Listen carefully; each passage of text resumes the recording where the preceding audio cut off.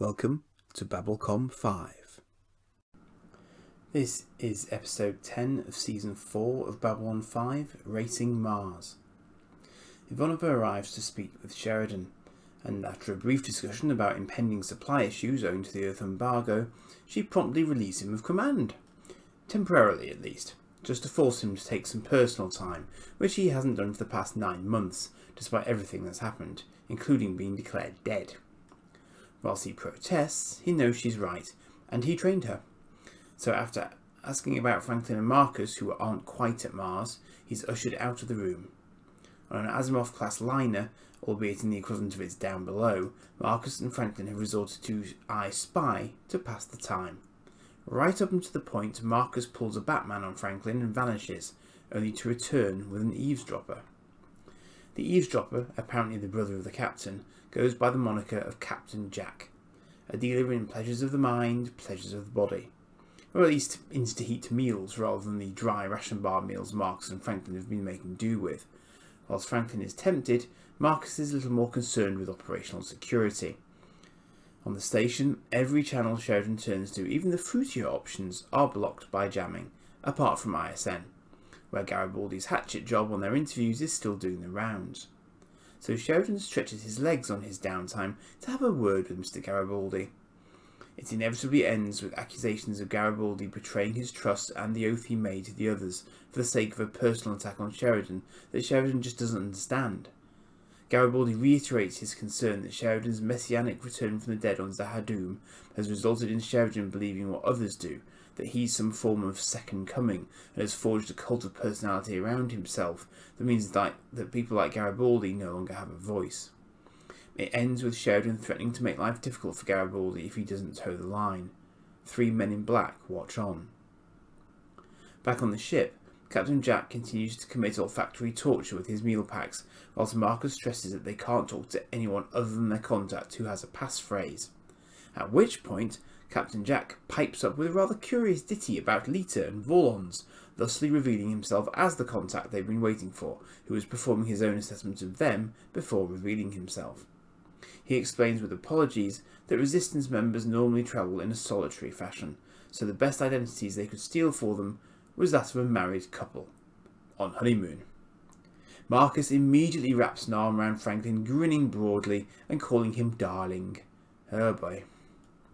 On the station, Garibaldi is accosted, albeit very politely as it turns out, by the 3 onlookers from earlier, plus another who questions whether he's really willing to stand by and watch Sheridan turn everything upside down, if he's really as far gone as his altercations with him suggested he believes him to be.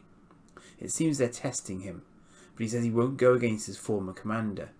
So they part ways, but there's definitely something left hanging in the air. On Mars, a surface transport tube takes Franklin, Marcus and Captain Jack towards their Resistance rendezvous. It seems that the comms blackout on Mars is every bit as thorough as Babylon 5's. Captain Jack is essentially unaware of the Shadow War having taken place, much to Marcus's chagrin, and there have even been rumours of their resistance being abandoned by the station. Whilst these are clearly issues, the conversation turns more frivolous as Marcus returns to his joshing ways, talking about Franklin's mother and him locking himself in the bathroom all night. On the station, Ivanova is on a mission to secure new supply avenues using individuals she would not normally give the time of day to. So she bounces from offering them incentives to play nicely to threatening them with accidents involving heavy-duty laser turrets in order to bring them round to her way of thinking. They might not become upstanding citizens, but they'll turn a profit and the station will look after them. One wonders if Ivanova is seeing anyone. Captain Jack delivers Franklin and Marcus to a less than warm welcome in the Resistance, who it seems are expecting someone from Babylon 5 but don't know who exactly. So until their identity is verified, and in light of rumours of a hit squad coming for the Resistance leader, they will be held at the Resistance's pleasure until their position is clearer. They are kept clear of the chief of the cell. On the station, Sheridan is regretting his attitude towards Garibaldi. Delenn tries to help. Apparently it's also time for Shan Fal, the 3rd movement towards mutual understanding. Apparently it involves pleasure centres, but it's all very dignified. So he can either sit there studying plants and trying to figure out how to change the unchangeable, or he can go join her. He opts for the latter. In lockup on Mars, Captain Jack isn't dressing down despite the heat and still chomping away on his meal packs. He shows Franklin his daughter, who's just turned 18, but he can't reach her. He hopes she understands. She's the reason he does what he's doing.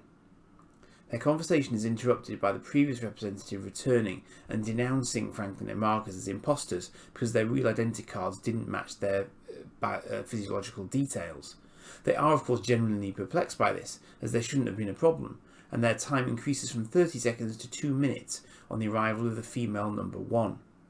Franklin notices something and alerts Marcus, who's already aware. Captain Jack has drawn a PPG. Marcus looks to disarm one of the guards while Franklin body checks number 1 to the floor as Jack fires. Marcus hits him in the shoulder, and something scurries away from him as he makes a break himself. Subsequent examination of the creature by Franklin suggests that it has the ability to burrow into its subject and infiltrate neural pathways, and the more it grows its microfibers, the more control it gets. Jack's were relatively new. He'd been a long-term operative for the Resistance, with no suggestion of treachery before now. Franklin and Marcus's real identity cards have been retrieved, having been switched by Jack. Franklin now realises that the idiosyncratic overheating and keeping wrapped up, plus a reference to a colony having nothing to buy but it's a major trade hub, were all indications that Jack was trying to say something was wrong when he wasn't able to physically. It transpires that he was able to make it topside with a thermal grenade. Sadly, Jack knows exactly what was done to him, and whilst number 1 tries to talk him down, he knows that what was shot off was only a part of the creature. The rest is still inside, and it will come back, and we see a new tendril looping over his shoulder. So while he still can, and as he wonders whether the transport tubes are really as indestructible as they say they are, he blows the grenade. Turns out the tubes are as tough as they say, the travel pods not so much. Sheridan tries again with Garibaldi, but as they try to patch it up, an alien woman approaches Sheridan and kneels before him for a blessing. Garibaldi tries to pull her away, which Sheridan objects to, saying he's hurting her, at which point Garibaldi decks him. Sheridan waves off security, but tells Garibaldi that's the one free shot he'll get because of everything they've been through, as he nurses his jaw. Next time, he'll take his head off. Garibaldi curses under his breath and gathers his belongings. Sheridan arrives to Delen's quarters still nursing his jaw, and is disconcerted to find that as part of the ritual, a whole bunch of Minbari, Lanier included, will be just on the other side of the door to the bedroom as they play fly in the pleasure centre. Delen, of course, turns on the charm and saying it's as much as a part of her tradition as the engagement ring is his, and she wants to do it properly. So he's pulled into the bedroom, and after the climax of the ritual, meets Lanier in the transport tube. They exchange looks, and Lanier queries, "Woohoo?" Funny. On Mars, the Resistance leaders are being called in, slowly, but in the meantime Leader 1 invites them to dinner. Marcus puts 2 and 2 together, and says they should go on ahead of him, and he'll meet them at the Red Planet Hotel, Leader 1 has arranged for them. Marcus claps Franklin on the arm, and as they leave he says he'll remember this when it comes to custody of the kids.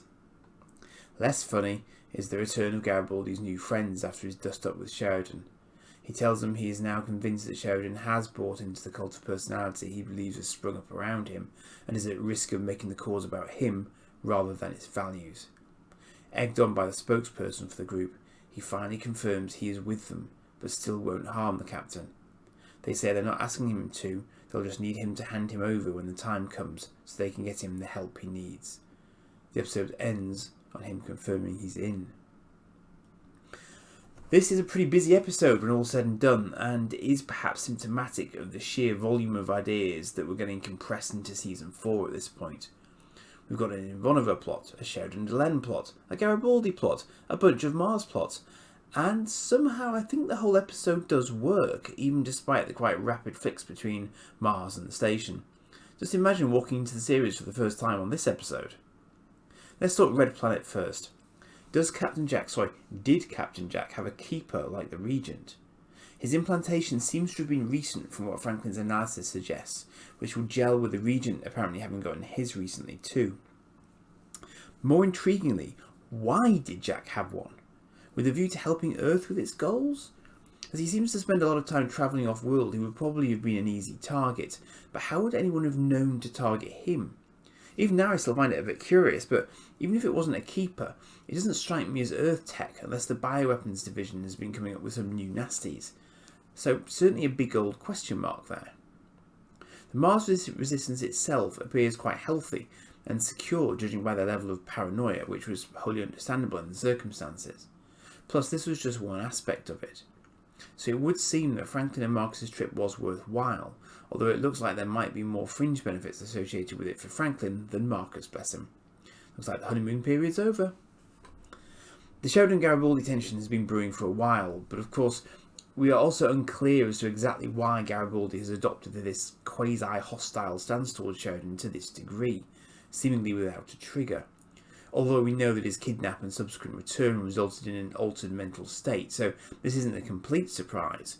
What we don't know is quite what the driver is behind this, and now we have this mysterious group with undeclared affiliation, seemingly anti-Sheridan, rocking the boat for reasons presumably of their own agenda. And Garibaldi just throwing his lot in with them. That's not very Garibaldi. Where's the investigative work into their backgrounds?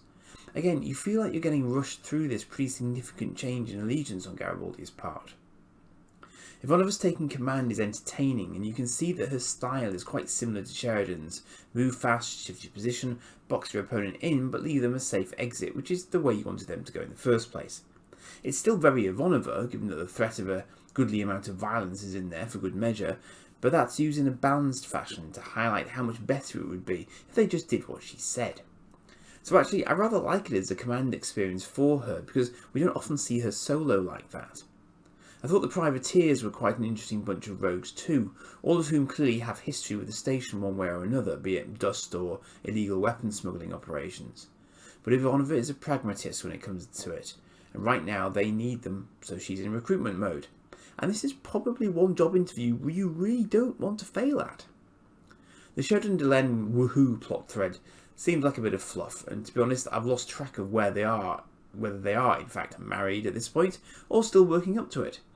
Probably the latter, and I don't know if this particular element really works as such, but we do get that comedy lift moment with Lanier's little comment that suggests Delenn did pretty well with John's pleasure centres, if nothing else.